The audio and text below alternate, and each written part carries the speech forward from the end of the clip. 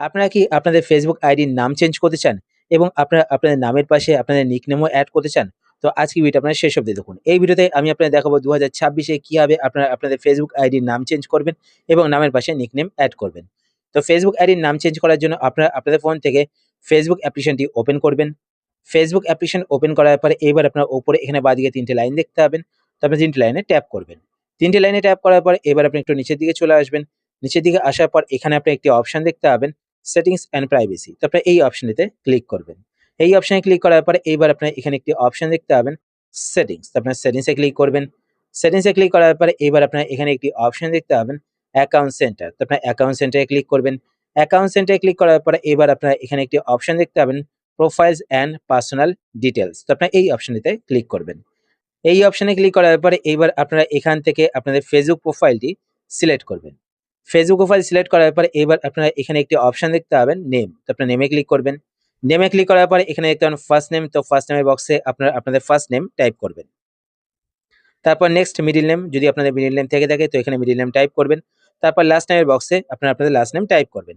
আর এখানে দেখুন নিচে বলা হয়েছে যদি আপনারা নাম চেঞ্জ করেন তার 60 ডেজ এর মধ্যে কিন্তু আপনারা আবার পুনরায় নাম চেঞ্জ করতে পারবেন না। তো এখানে দেখুন সেটা কিন্তু মেনশন করা রয়েছে।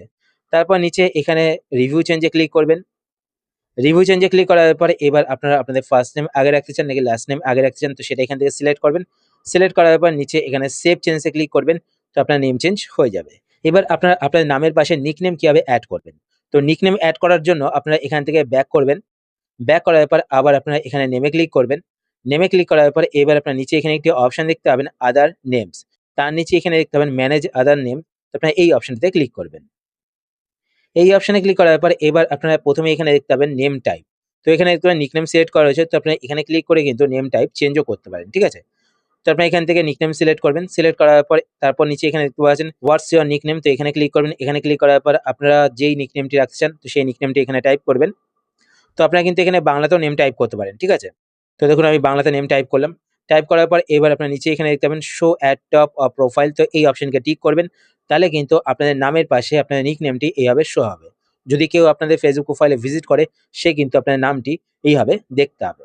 তারপর আপনার নিচে এখানে সেভে ক্লিক করবেন তো আপনার নিকনেম এড হয়ে যাবে। তো এইভাবে আপনারা আপনাদের নাম চেঞ্জ করতে পারেন।